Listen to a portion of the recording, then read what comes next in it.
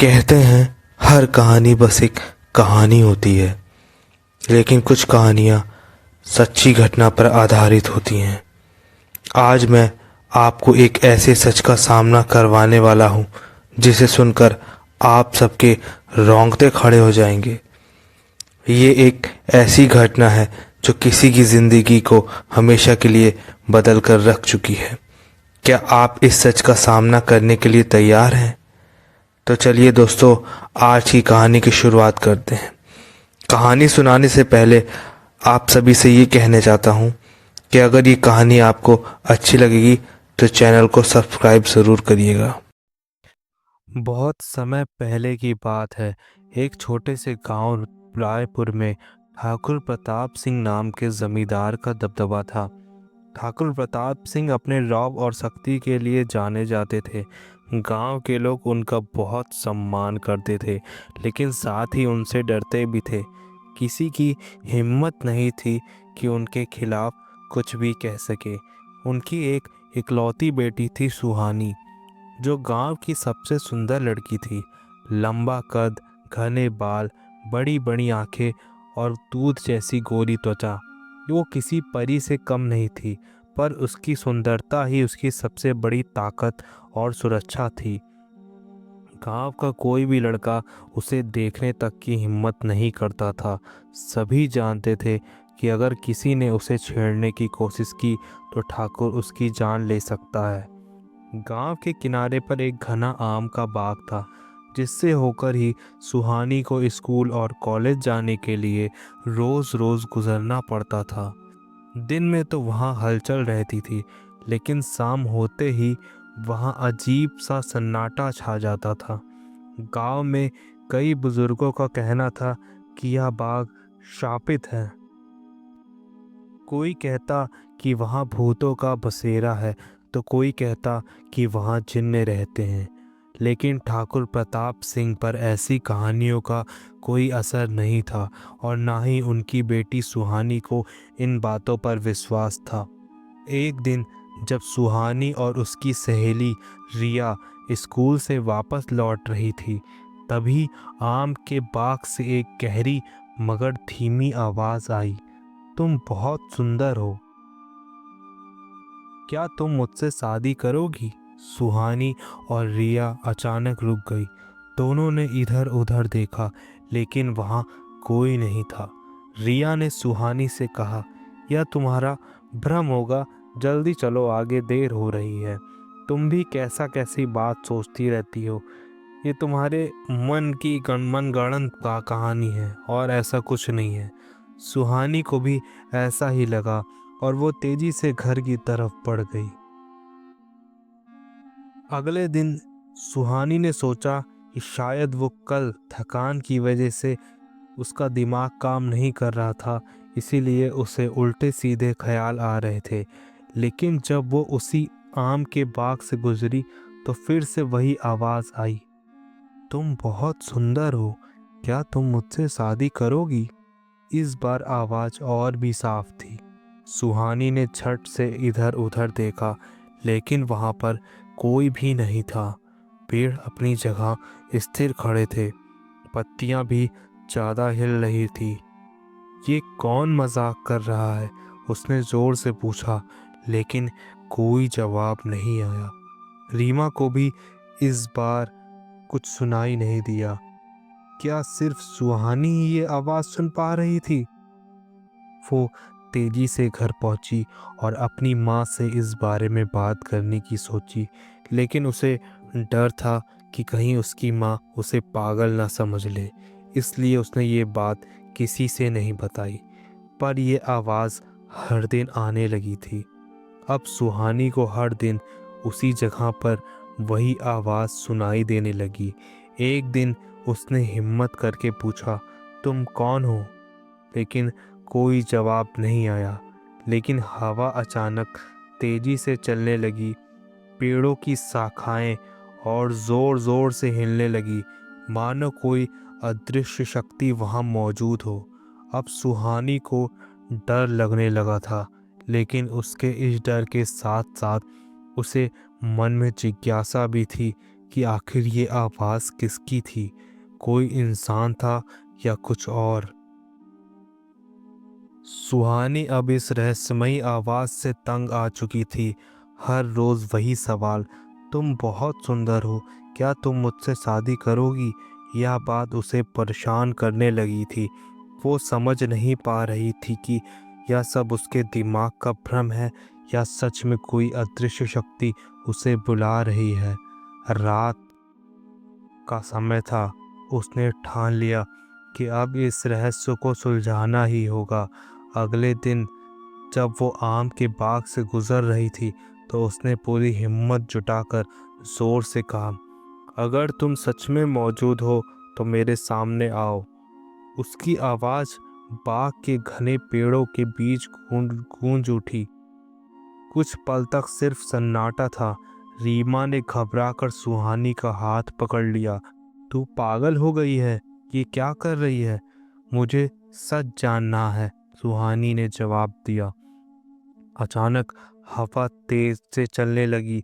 पेड़ों की शाखाएं जोर जोर से हिलने लगी, जैसे किसी ने पूरे बाग को झकझोर दिया हो। पास ही खड़े सूखे पत्ते जमीन से उठकर हवा में तैरने लगे थे और फिर धूल का एक भंवर सा बनने लगा। धूल के इस बवंडर के बीच से एक परछाई उभरने लगी। बहुत ही लंबा चौड़ा इंसानी आकृति जैसा कुछ था, लेकिन उसका चेहरा धुंधला सा था। सुहानी की आंखें फटी की फटी रह गई। मैं सामने नहीं आ सकता, लेकिन मैं हमेशा तुम्हारे साथ हूँ। आवाज़ पहले से भी ज़्यादा गहरी और रहस्यमयी थी। तुम हो कौन? सुहानी की आवाज़ कांप गई। परछाई जो थी वो सामने आ चुकी थी, लेकिन उसने कोई भी जवाब नहीं दिया। उस दिन के बाद सुहानी को अजीब अजीब से एक्सपीरियंस होने लगे। रात में अजीब अजीब से सपने आने लगे। वे सपने में किसी अनजान जगह पर होती थी और एक अनजान सा आदमी उसे देखता रहता था। वो जहाँ पर अपने आप को देखती थी वो कोई ज़मीनी जगह नहीं थी। वहाँ पर सब कुछ सफ़ेद रहता था, जैसे कोई ताजमहल के अंदर आ गई हो। वहाँ पर एक अच्छी सी महक आती रहती थी, जैसी महक उसने कहीं भी नहीं सुनी थी। और वहाँ पर उसे एक बहुत सुकून सा मिलता था। उसके घर में अजीब घटनाएं होने लगती थी। कभी खिड़कियाँ खुद ब खुद खुल जाती थी, कभी उसके कमरे का आईना हिलने लगता था। वो खुद को उसको लगने लगा था कि उसके साथ कोई और भी रह रहा है। कभी कभी उसे लगता जैसे कोई उसके बहुत करीब ही खड़ा है, लेकिन वहाँ कोई नहीं होता था। एक दिन रीमा ने सुहानी से कहा, तू उस रास्ते से मत जाया कर, मुझे डर लग रहा है। सुहानी ने कहा, पर मैं जानना चाहती हूँ कि ये सब क्या है। कभी कभी कुछ चीज़ें जानना हमारे लिए सही नहीं होता, रीमा ने डर से कहा। लेकिन अब सुहानी रुकने वाली नहीं थी। वो इस जिन्न की हकीकत जानकर ही दम लेने वाली थी। अब सुहानी के मन में सिर्फ एक सवाल घूम रहा था, आखिर ये मिस्ट्री क्या है और ये आवाज़ किसकी है? क्या यह कोई इंसान है या सच में कोई अनदेखी शक्ति? पिछली रात जो कुछ भी हुआ था उसने उसकी ज़िंदगी को बदल कर रख दिया था। वो परछाई, हवा में गूंजती हुई आवाज़, वो धूल का बवंडर, ये अब किसी मिस्ट्री से कम नहीं लग रहा था।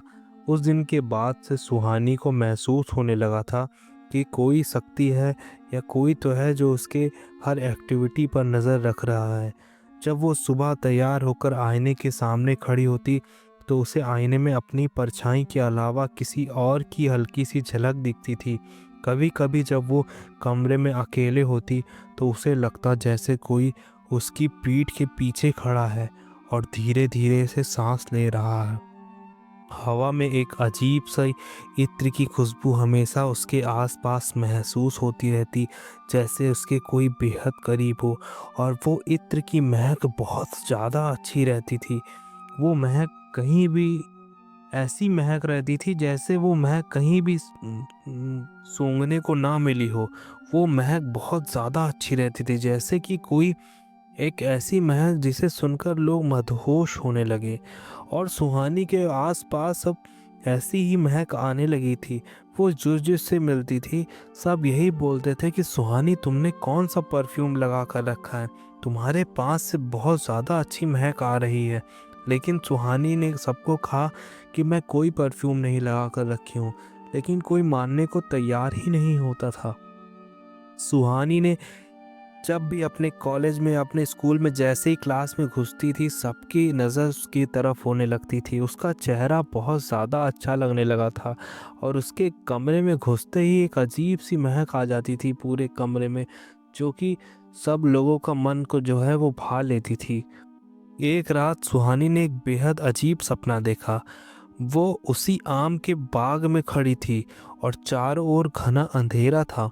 सन्नाटा इतना गहरा था कि उसे अपनी ही सांसों की आवाज़ सुनाई दे रही थी। अचानक उसके सामने वही धूल का बवंडर बनने लगा और उसमें से एक परछाई धीरे धीरे बाहर आने लगी। उसने देखा कि वो परछाई धीरे धीरे एक इंसानी रूप लेने लगी थी। अब की बार वो किसी धुंधले साए की तरह नहीं थी, वो एक आदमी की आकृति थी और लंबा चौड़ा बेहद ताकतवर आदमी। लेकिन जैसे ही सुहानी ने उसका चेहरा देखने की कोशिश की, उसका पूरा शरीर जो था वो अचानक आग की लपटों में बदल गया। मैं तुम्हें छोड़कर कहीं नहीं जाऊंगा, ये कहते ही उसकी आंखें खुल गई और वो पसीने में भीगी हुई उठ के बैठ गई। अगले दिन सुहानी ने रीमा को ये सारी बातें बताई। तू पागल हो गई है सुहानी, ये सिर्फ तेरा वहम है, रीना ने घबराते हुए कहा। नहीं रीमा, ये सिर्फ एक सपना नहीं था। मैं जब भी उस रास्ते से गुजरती हूँ कुछ ना कुछ अजीब ही होता है।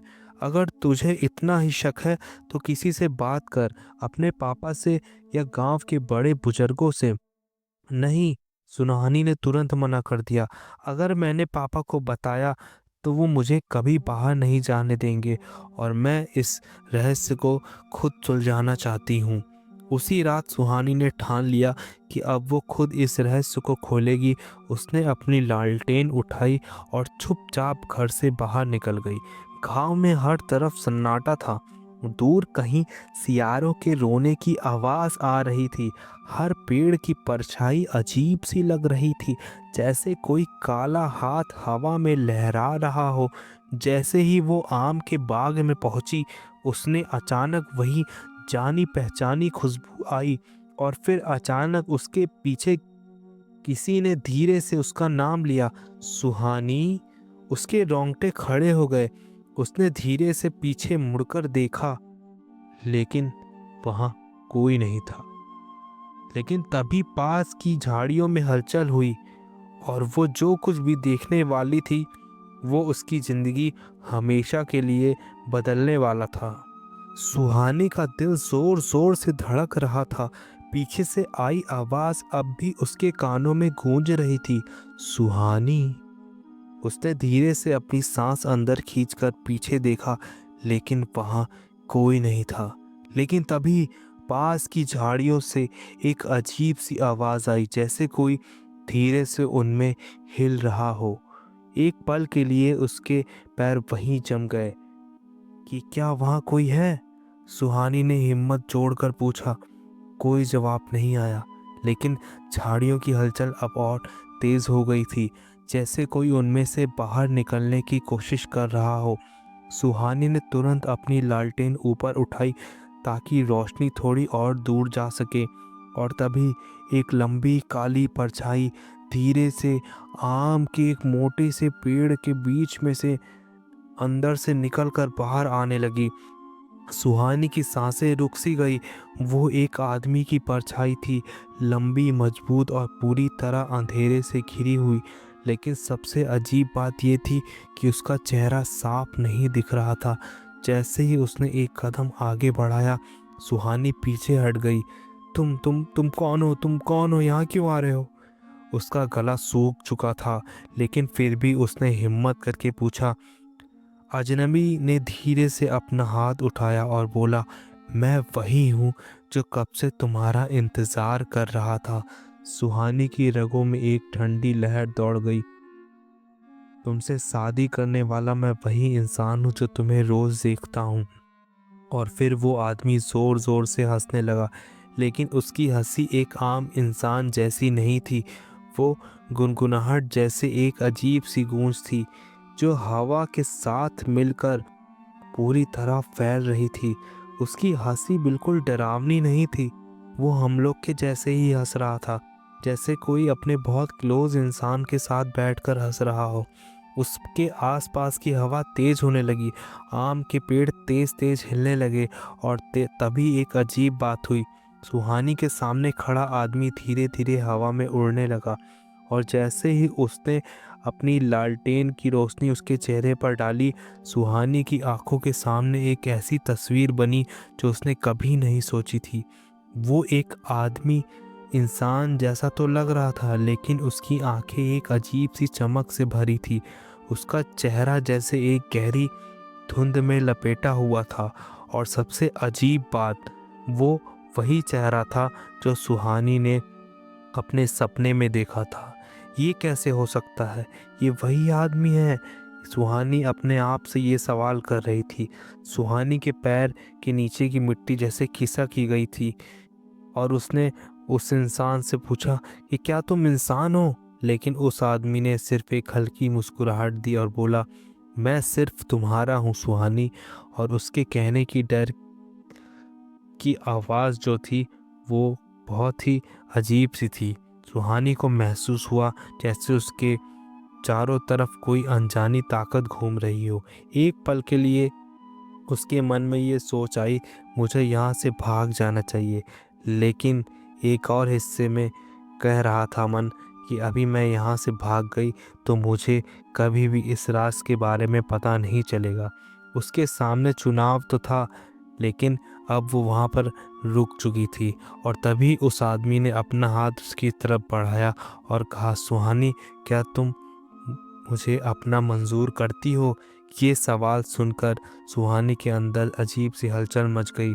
उसने कहा कि अगर मैं हाँ में जवाब दे देती हूँ तो मुझे इस राज का पता चल जाएगा। और उसने हाँ बोल दिया।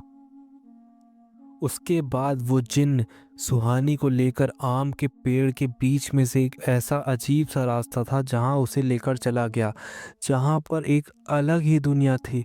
वहाँ पर बहुत बड़ा सा ताजमहल जैसा एक घर बना हुआ था, जहाँ से बहुत अच्छी महक आ रही थी। और उस आदमी का हाथ इतना मुलायम सा था जैसे उसने कोई बहुत कोमल सी चीज पकड़ी हो। वो आदमी सुहानी को अपने घर में लेकर गया, जहाँ उसकी चारों तरफ जय जयकार होने लगी। चारों तरफ से उसके ऊपर फूल की मालाएं पड़ने लगी, उसके ऊपर फूल पड़ने लगे, और हर तरफ से लोग उसके सामने सर झुकाए हुए खड़े थे। और उस कमरे में जो उसका बेड लगा हुआ था वो एकदम मखमली सा था। सुहानी जैसे ही उस पर बैठी उसे लगा कि वो जैसे कहीं स्वर्ग में आ चुकी है। और ये सब होने के बाद उसने वहाँ पर बहुत अच्छी अच्छी चीज़ें खाई, वहाँ पर बहुत सारी चीज़ें देखी, पहनने के लिए बहुत अच्छे अच्छे कपड़े, सोने, हीरे, और इतना सब कुछ था। फिर वो जो आदमी था, सुहानी को एक बग्गी जैसी गाड़ी थी, जो रथ होता है ऐसी ही गाड़ी थी, उस पर बैठाकर वो उसे आसमान की सैर कराने ले गया। सुहानी को ये सब देखकर समझ ही नहीं आ रहा था कि वो अभी जिंदा है कि मर चुकी है, क्या वो कोई सपना देख रही है। लेकिन उसको जब उसने अपने आप को चिंगोटी काट कर देखा तो देखा कि वो सच में था और सब कुछ उसकी आंखों के सामने ही हो रहा था। लेकिन सुहानी ने उससे पूछा, तुम्हारा नाम क्या है? उसने अपना नाम मरसाना बताया। और सुहानी ने उससे कहा, ठीक है, अब मुझे जाना होगा, मेरे माँ बाप मेरा इंतज़ार कर रहे हैं, मुझे कल स्कूल के लिए भी जाना है। उस जिन्न ने सुहानी से कहा, ठीक है, मैं तुम्हें तुम आंख बंद करो, मैं तुम्हें तुम्हारी घर पर छोड़ देता हूँ। सुहानी ने जैसे ही आंख बंद की, तुरंत वो अपने घर पर पहुँच गई थी। जैसे ही उसने अपनी आंखें खोली, वो अपने बेड पर पड़ी थी। उस दिन के बाद से सुहानी का नेचर थोड़ा सा बदलने लगा था। वो गुमसुम सा रहने लगी थी और अक्सर आम के बाग में ज़्यादा से ज़्यादा समय बताती थी। उसके सारे काम अब वो जिन्न कर देता था। उसके स्कूल के काम, उसके घर के काम और कोई भी काम होता था वो सारे काम वो जिन्न कर देता था। और वो जो जिन्न था वो उसे बहुत मानता था, उसके लान खाने के लिए भी बहुत अच्छी अच्छी अच्छी चीज़ें लेकर आता था, पहनने के लिए बहुत अच्छे अच्छे कपड़े लेके आता था। और सुहानी ही नहीं, उसके माँ बाप और उसके घर वालों के ऊपर भी वो लोग जो भी काम करते थे वो जिन उसमें अपनी मदद ज़रूर कर देता था। सुहानी अब बहुत खुश रहने लगी थी, उसको अब बहुत अच्छा लगने लगा था। एक दिन जब सुहानी आम के बाग में थी तो जिन्ने ने कहा कि सुहानी, मैं तुमसे एक बात बोलना चाहता हूँ। अगर तुमने मेरे बारे में किसी से बता दिया तो मेरी सारी राज खुल जाएंगे, और अब जो है अगर राज खुल जाएंगे तो मुझे मुझे इसका दंड मिलेगा और मेरी शक्तियाँ चली जाएंगी।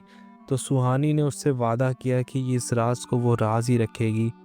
लेकिन सुहानी के पिताजी को गांव के लोगों ने बुलाया और कहा कि आपकी बेटी किसी शक्ति के में फंस चुकी है, और वो आम के बाग में कई लोगों ने उसे देखा है कि वो किसी से बात करते हुए जाती है। कोई शक्तिशाली जिन्न है जिसे हटाना ही होगा। सुहानी के पापा ने ये सुन के ही एक तांत्रिक को बुलाया। तांत्रिक ने हवन शुरू किया। अचानक बाग में तेजी तेजी से आंधी आने लगी और पेड़ हिलने लगे, जमीन हिलने लगी, और एक डरावनी सी हंसी गूंजी कि तुम लोग मुझे हटा नहीं सकते, जिन्न की गूंजती हुई आवाज आई। पर तांत्रिक ने मंत्रों का जाप जारी रखा। फिर अचानक हवा शांत हो गई, सब कुछ शांत था। क्या जिन्न चला गया था? सुहानी ने अपने घर वालों से पूछा कि क्या वो चला गया जिस शक्ति को आप लोग पकड़ने के लिए बैठे थे? लेकिन किसी को इस बारे में पता नहीं था। अगले दिन सुहानी जब वहाँ पर गई और उसने बोला, तुम कहाँ हो, तुम कहाँ हो, लेकिन कोई आवाज़ नहीं आई। सुहानी बहुत ज़्यादा उदास थी कि वो कहाँ चला गया, वो कहाँ चला गया। अब उसे भी उसके साथ रहना बहुत अच्छा लगने लगा था। लेकिन अब 2-3 दिन से उसकी आवाज़ ही नहीं आ रही थी। अब सुहानी बहुत ज़्यादा दुखी रहने लगी थी। तो 7वें दिन जाके उस जिन्न की आवाज़ आई और उसने कहा कि उस तांत्रिक ने मेरे ऊपर एक विद्या का प्रयोग किया था, जिसके कारण मैं इस एरिया में आ नहीं पा रहा था। इस क्षेत्र से मैं बाहर चला गया था। लेकिन अब मैं तुम्हें ये बात बताने आना चाहता हूँ कि अब मैं यहाँ से जा रहा हूँ। अब मैं तुम्हें नहीं मिल पाऊँगा क्योंकि मेरा समय अब पूरा हो चुका है। अब तुम अपनी शादी करना और अच्छे से रहना। ये कहकर वो जिन्न जाने लगा और सुहानी जो थी वो बहुत ज़्यादा रोने लगी थी, क्योंकि अब उसे भी उसके साथ बहुत ज़्यादा अच्छा लगने लगा था। लेकिन अब उस जिन्न को जाना ही था। उसके बाद वो चला गया और सुहानी ने जैसे तैसे अपने आप को समझाया और उसकी दी हुई चीज़ें उसके पास अभी भी थी। उसके बाद सुहानी जो है उसकी शादी हो गई और अभी उसके 2 बच्चे भी हैं। लेकिन अभी भी उसको वो सारी घटनाएं याद हैं जो उसके साथ हुई है। बहुत सारे लोग इस बात पर विश्वास करेंगे और बहुत सारे लोग विश्वास नहीं करेंगे। तो जो विश्वास करेंगे मैं उनके लिए यही कहना चाहता हूँ कि आप सही सोच रहे हैं। ये सारी चीज़ें होती हैं, भले ही हमें दिखती ना हो, लेकिन ये सारी चीज़ें होती ज़रूर हैं। हमें हवा भी नहीं दिखती लेकिन वो भी होती है। तो जिसके साथ होता है वही बता सकता है। तो दोस्तों, आज की कहानी यही ख़त्म होती है। भूत प्रेत का नाम सुनकर हम लोग डर जाते हैं, लेकिन ज़रूरी नहीं कि हर भूत या हर प्रेत या हर जिन बुरा ही हो। कभी कभी मरे हुए लोग भी अच्छे होते हैं जो इंसानों की मदद करते हैं। आप लोग में से बहुत लोगों ने कभी सुना ही होगा कि बहुत से भूत प्रेत या जिन्न जो हैं वो अच्छे ही होते हैं। तो चलिए दोस्तों, मिलते हैं एक नई कहानी के साथ। अगर ये स्टोरी अच्छी लगी हो तो चैनल को ज़रूर सब्सक्राइब करिएगा। आप लोग सब्सक्राइब नहीं करते हैं, और वीडियो को शेयर करिएगा। मिलते हैं एक नई कहानी के साथ, तब तक के लिए बाय बाय।